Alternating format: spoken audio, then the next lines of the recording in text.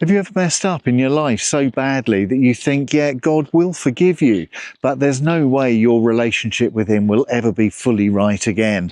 Yes, you'll be forgiven, but, he won't fully trust you again. He won't look at you in the same way again. And there'll always be that slight air of disappointment that you have failed so badly. That's something I've struggled with quite a lot over the years. The idea of wondering whether or not I can be fully restored by God after having let him down so badly through my behaviour and my thoughts. And as I had this conversation with you today, I'm walking beside Lake Tekapo in South Island, New Zealand. The sun is coming up. It's very, very early in the morning. And as I'm walking around the lake, it reminds me of a beautiful story in John chapter 21, verses 15 to 19. It follows the resurrection of Jesus, and the disciples had gone fishing and they were despondent at all that had happened. And then Jesus arrives and meets with them on the beach, on the shore of Lake Galilee, and has breakfast with them. And then in John 21, 15 to 19, there's this beautiful moment of intimacy where, despite his sin, Peter gets restored by Jesus. And I thought we could have a chat about that today, and about the reality of no matter how far you or I have ever fallen from God's grace, we can be fully restored to full life again with him. If you remember, Peter had denied Jesus 3 times prior to the crucifixion, and now here he is sitting with Jesus on the shore of Lake Galilee, being restored by him. Now, there's a really interesting nuance in this reading that we need to be aware of, and that's the word love that is used repeatedly in this passage. And in Greek, the original biblical Greek language, there's lots of different words for love, different types of love. And in this passage, there's 2 different words for love that is used. And this is really important, as we're going to see over the next few minutes. Firstly, there's a word agape. And that refers to the type of love that is deep fellowship, almost the deepest form of love, almost like a complete union between people, agape love. And then the other type of love that is mentioned in this passage is philo, which is brotherly love. It's kind of, a deep friendship, if you like. The passage starts off with Jesus sitting with Simon Peter on the beach by Lake Galilee. And in verse 15, he says to Simon Peter, "Simon, do you love me?" And the word that Jesus uses here is agape. Jesus is saying, Simon, are you completely united with me? Do you feel completely bonded to me with the deepest form of love that you could possibly give? And of course, Peter is sitting there having just recently denied Jesus 3 times, and he's aware of his failings, he's aware of his sinfulness, and he replies, "Yes, Lord, you know I love you." But the word he uses for love there is philo, brotherly love.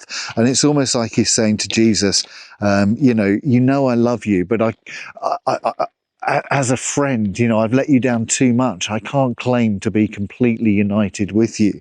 And then Jesus says to him, that's okay. Feed my sheep. And then they sit there in silence for a bit longer. And then Jesus says to Peter again, "Simon, son of John, do you love me?" And again, he uses this word agape. And Peter is probably feeling really awful here, because again, he's being reminded of his failure to follow Jesus and to be loyal to Jesus. And he says to Jesus, "Yes, Lord, you know I love you." And again, he uses this word philo for brotherly love, acknowledging that he can't love Jesus as much as Jesus wants him to. And then Jesus says, "Well, that's okay. Feed my lambs." And then there's silence between them. And then Jesus says to Peter a 3rd time, "Simon, Peter, do you love me?" And this time the word Jesus uses for love is philo, brotherly love. And it's almost like you saying to Simon Peter, do you even have brotherly love for me?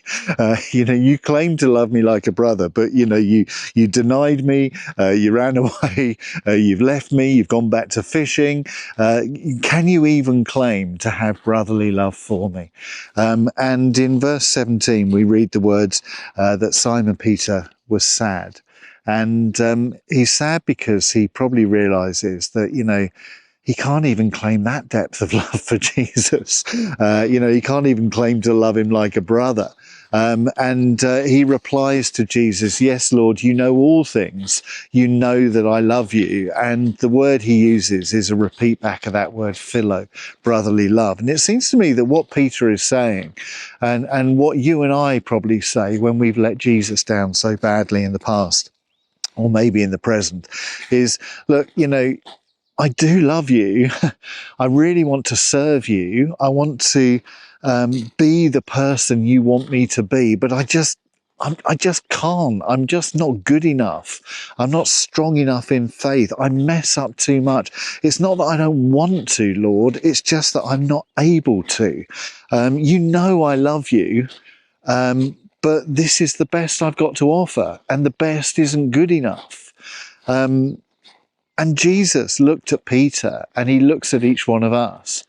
And I think he says, you know what? It is good enough. Your best is good enough. Feed my sheep, feed my lambs. It's okay. I think that Jesus is saying in this passage that if in our heart of hearts we want to follow him, if in our heart of hearts we can say to him, look, this is the best I've got to offer, it's all I've got to offer, that's enough for Jesus, and he says, that's okay. I love you, I forgive you, I restore you, it's going to be okay. And then the story ends with these amazing words in verse 19, where it says, then Jesus said to Peter, follow me. And I think this is an extraordinary end to the story, because 3 years ago, Peter and Jesus had been on the shore of the same lake, in the same place, and he'd been a fisherman, and Jesus had come along. And Jesus had engaged him in conversation and had said to him on that same shore by the same lake, follow me. And for the last 3 years following that call, Peter had followed Jesus through thick and thin, through good and bad. He'd done some things right. He'd done an awful lot of things wrong. And Jesus now meets with him again on that same lakeside, on that same shore, after all that failing in the last few days, after all that betrayal. And Jesus takes him right back to the beginning and says, hey, follow me. And fully restores him to where he was. It's like Jesus is saying, everything is forgiven. Everything is forgotten. Let's start again. Let's go back to the beginning. Let's put it all behind us. And let's move on into a new and deeper and more profound relationship. And I think that Jesus does the same with you, and he does the same with me.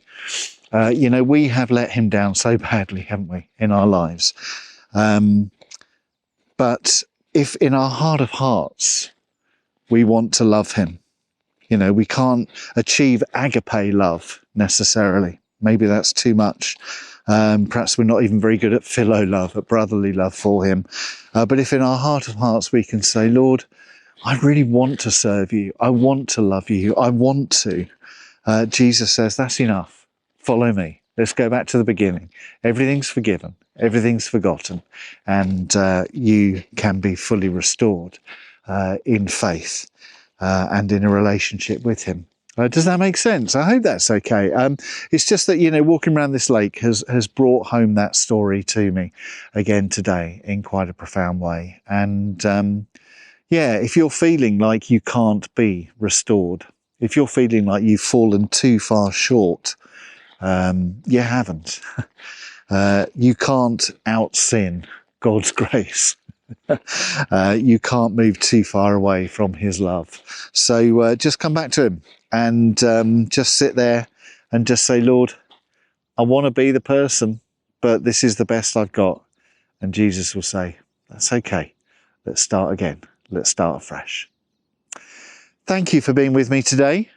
And I look forward to being with you again really soon. Take care. Bye.